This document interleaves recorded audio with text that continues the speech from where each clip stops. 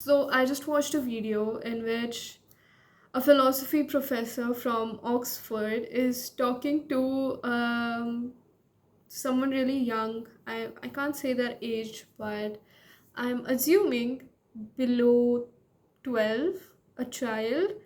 And it was something that made me feel interesting. It was quite interesting. I watched the whole thing and I just felt like, in my head, there were parts of me which just wanted to cut the child off and say, oh, but that's not true. We know this, and all of those things. And then another part of me was like, do you need to do that? And like, there were just these two contrasting parts of me. And the more I listened to the professor and how they interacted with the child, I was like, oh, yeah, yeah. So after everything that they would say, the child in the picture would say, the professor would go, oh, but isn't this also possible? Or like, not even suggesting any possibilities. They're like, oh, but what before that? And what before that? What before that? This child basically started talking about the universe, and I'm not sure where the conversation went or how it started. I can't describe it. But then just hearing them speak was just so pure. It was so pure. And normally I realized that I would get frustrated if I was a part of a conversation like this. And then I thought, when I was that age, I wish someone talked to me about these things. I wish someone answered these questions. I wish I sat down with someone and kept asking these questions, having this conversation over and over again for hours and hours and hours on. And I just thought to myself that that curiosity and that spark, that life, and that desire to just keep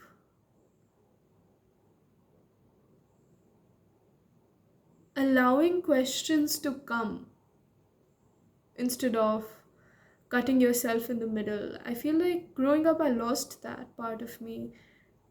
My inquisitiveness kind of remains there. It's still a very big part of me, but it kind of stays subdued. It's like, why would you even ask that? These are things that I say myself, why would you even ask that? You should already know this. I know it's very much shaped by my surroundings and the kind of people I have spent my life interacting with,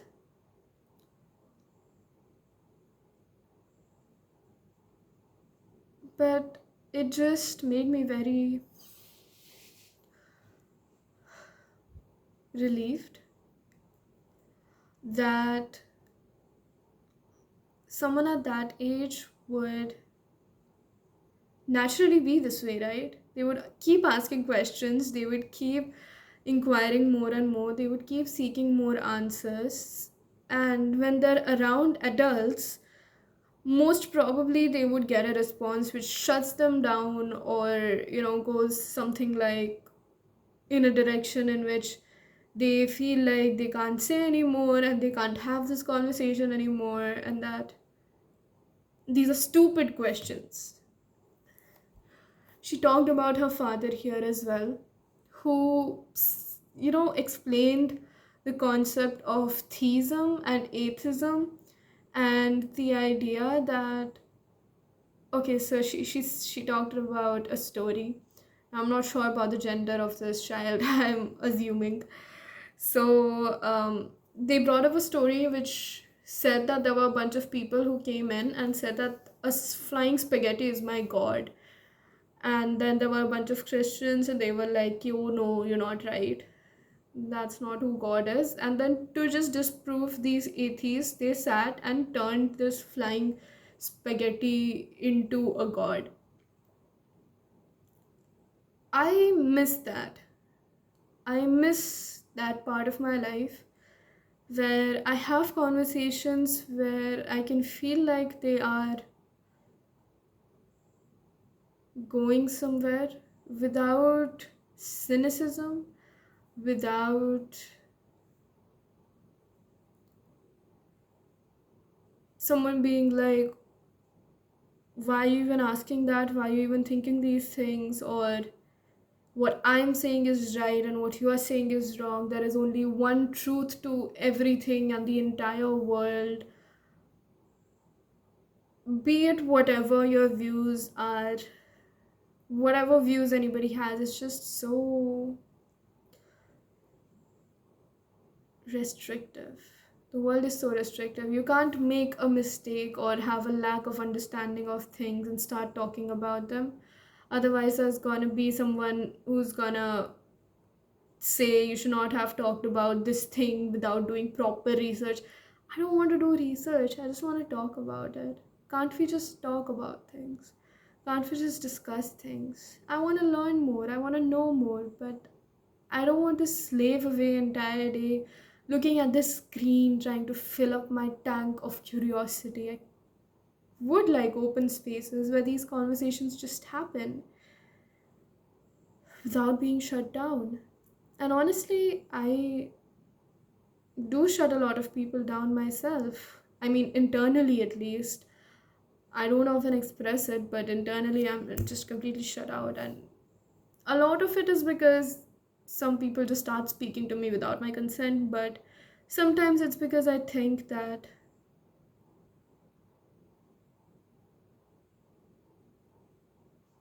this isn't about other people. I don't think I care much about what other people think about this at this current moment.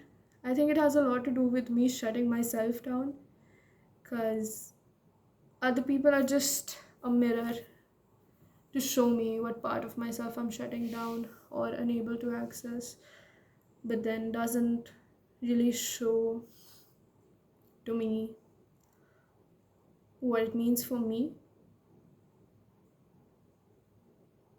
But then, yeah, I feel at a loss here.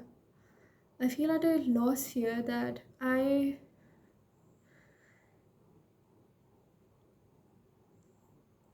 had some amazing teachers. I had some amazing teachers growing up. There's this one teacher whose name was Aarti ma'am, and the way she taught was just so beautiful.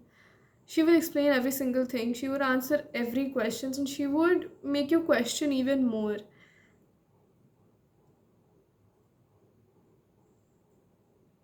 And I miss her. I feel like most of the teachers have disappointed me a lot in my life. But then there are just these few teachers who make you want to be a child when you're a child rather than trying to force you to be that intelligent, knows everything, does everything, has everything in control type of person. Like, oh, be disciplined, be this, be that. A 9-year old does not need to just shut up and mug up things. It's their age to be curious. Neither does an 8-year old, neither does a 7-year old. And just watching this video, it just made me realize that life could have been so much more expansive. And now learning this about myself and then unlearning it feels like a huge burden, to be fair, but also an important one to see myself through. Not an important burden, but an important lesson, because getting through to the other end means letting go of the clutches around it. And yeah, that's what I wanted to talk about today. Bye.